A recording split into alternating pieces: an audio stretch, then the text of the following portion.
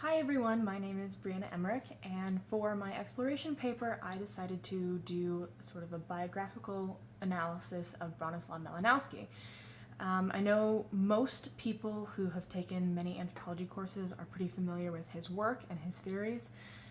Just a brief overview, that would be things like the Kula ring and exchange economies, functionalism, and probably his most influential work would be The Argonauts of the Western Pacific, which is based on his field work in New Guinea and the Trobriand Islands, and his subsequent development of the concept of participant observation.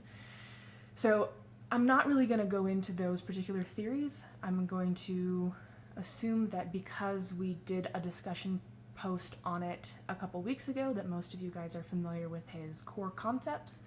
And instead I would like to look at first some critiques of his work, and then second maybe some of the contexts that might contribute to his particular perspectives. So some critiques of his work, and this is something that again was pointed out in the discussion presentations that we had a few weeks ago, is that he has this very dichotomous perspective. On the one hand, he is touting the primitive populations that he's studying, like the people of the Trobriand Islands, as people who are not very different than European men. He's saying they're no different than you and I, but then he goes in his private works and calls them derogatory racist names that sort of undermine that particular mentality. And so it's difficult to reconcile those two perspectives that he presents, and which one is it, and I don't know that we need to decide. I would say that the differences between his professional presentation and his private notes to himself, no matter how disparate those two might be, still represents his ability as a researcher to separate himself from his own personal biases.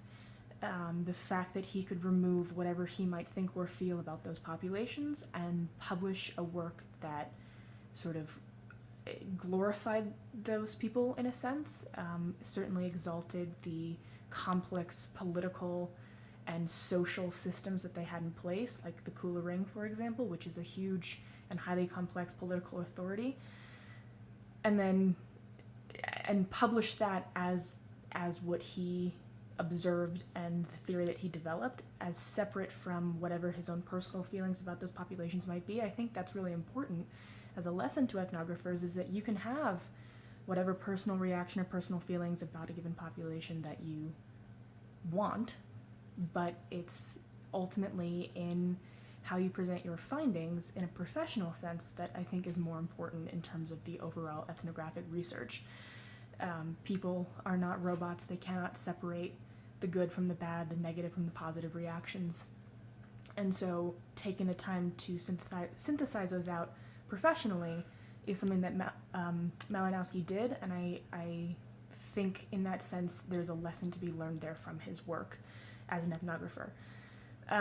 That being said, there are still definitely some problematic issues with his theory.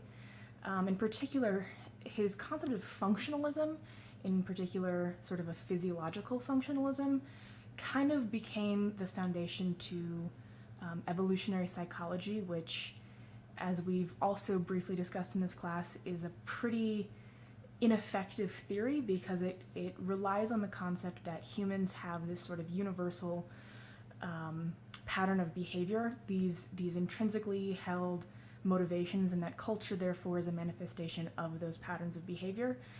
And it's problematic more because it sort of contradicts itself. On the one hand, it promotes the behaviors of the individual, while at the same time arguing that it's the behavior of the population that causes culture. And so it definitely is a bit confusing in terms of what level they are considering as important to the development of culture, but then also how culture develops. And so again, Malinowski's functionalism, he argues, is the manifestation of the meeting of certain needs, certain basal reactions, and then he goes on to talk about how these particular reactions really focus on rational behaviors, things that are scientifically quantifiable, and irrational behaviors, which he terms as things like magic and folklore and myths. And so he sort of disregards the immaterial aspects of sociocultural presentations, and instead really emphasizes, the physical, material aspects.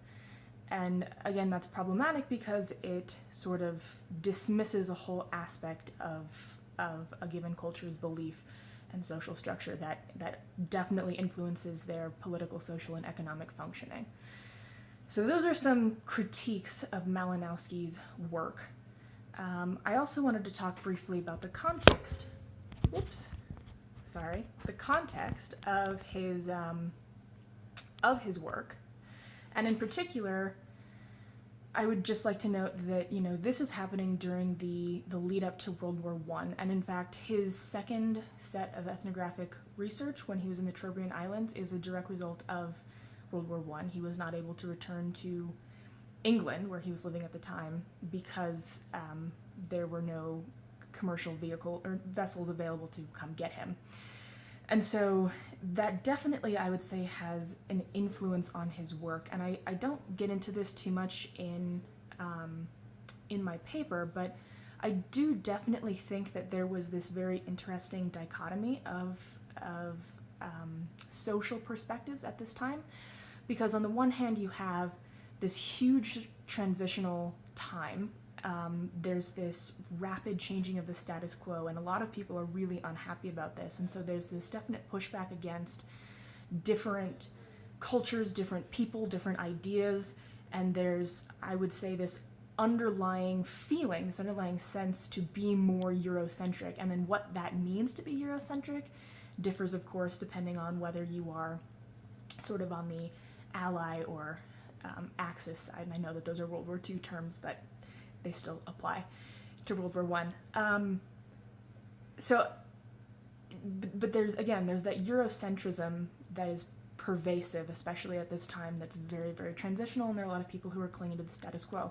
At the same time, you also have government influences who are really looking for ethnographic and anthropological research because they want that information to better control populations, better control different groups, infiltrate themselves, and maintain their position in sort of a hierarchical way. And so there's definitely this push to be more Eurocentric, but at the same time this push to learn about, so-called primitive cultures. And that, I think, definitely puts anthropologists at this time in a difficult position, because if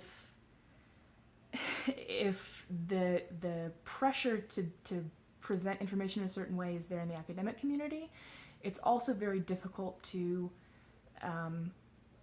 sort of separate yourself and do organic synthesis and analysis of your data. And in that sense, I will go back to, again, too, that Malinowski kind of does this. There was definitely this concept of progressive versus primitive cultures. The progressive cultures, of course, being European, and the primitive cultures, of course, being pretty much non-European. And the fact that especially in Argonauts of the Western Pacific, he presents the concept of that these people are complex, they're not ignorant, they're not stupid, they're not childlike, they have a system of power, they have a system of economy, they have a system of organization, they have a system of education to pass down these concepts. That really points to a very different perspective than a lot of his contemporaries had. And so, while yes, it is very easy to look back on Malinowski and definitely some of the mistakes that he made, at the same time, I really do think that he remains this foundation for anthropology because his work, good and bad, established this pattern of behavior that holds true, the tradition that holds true, has held true for the last century in anthropology. And it's easy to have built upon that work and then look back at the beginning and condemn where it came from, but we still can't ignore that that is where it came from. And so, yes, we have improved, and that's great. No, we're not done improving. We can always be better. But we can't, necessarily dismiss Malinowski's work because there were some problematic aspects to it. Because again, that tradition is there, that foundation is there, and that in and of itself is what is so important about his research and why he continues to be relevant to this day. So I hope you guys enjoyed this presentation, and if you guys have any questions for me, I would be happy to answer them. Thanks so much. Have a good weekend.